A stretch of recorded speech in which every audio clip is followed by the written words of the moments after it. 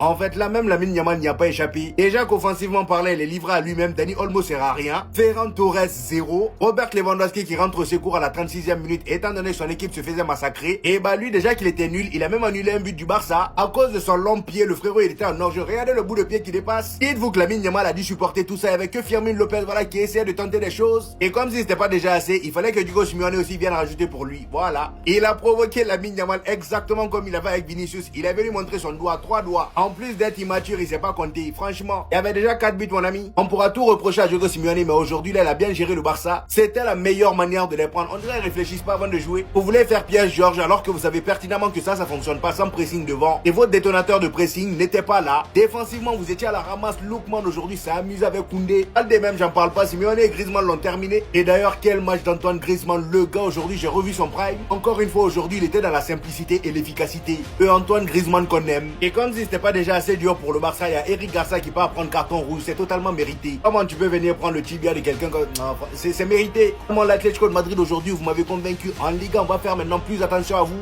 Surtout nous, le Real Madrid, si vous avez tapé le Barça, nous-mêmes, je sais pas ce que vous allez nous faire. Franchement.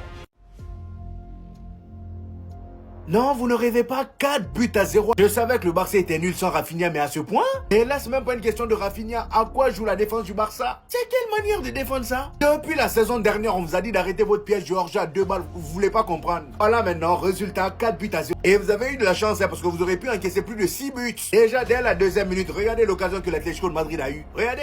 Dès la 2e minute, Simeone était déjà 1 contre 1 face à Juan Garcia. Comment c'est possible? Et moi, ce que je comprends pas dans tout ça, c'est comment vous pouvez encaisser plus de 3 buts et continuer à jouer de la même manière. Ils sont là, ils jouent comme si l'Atlético de Madrid, ils étaient cons. Vous-même, vous voyez qu'ils partent à 1000 à l'heure. À chaque fois qu'ils ont le ballon, ils jouent dans votre dos parce qu'ils savent que vous êtes haut et vous n'êtes pas rapide. Vous n'êtes pas rapide. Que ça soit Simeone, Antoine Griezmann, Alvarez, Lookman de l'autre côté, ils sont tous plus rapides que vous. Et c'est vous voulez les mettre dans le piège. Alors que vous êtes au milieu, sur la ligne du milieu, jamais de la vie vous allez les rattraper. Depuis le début du match, est-ce que vous les avez eu déjà une fois? Est-ce qu'ils sont tombés dans votre piège ne serait-ce qu'une fois? Non. J'avais prévenu que cette équipe-là allait être dangereuse, surtout en Liga, avec ce Lookman qui est devant. Vous-même, vous voyez comment ils jouent au football, non? Ça, c'est l'Atlético de Madrid. Vous voyez comment c'est bizarre, hein? On n'a pas l'habitude de les voir comme ça. Maintenant, ça part à 1000 à l'heure devant. Ils ont des attaquants pour.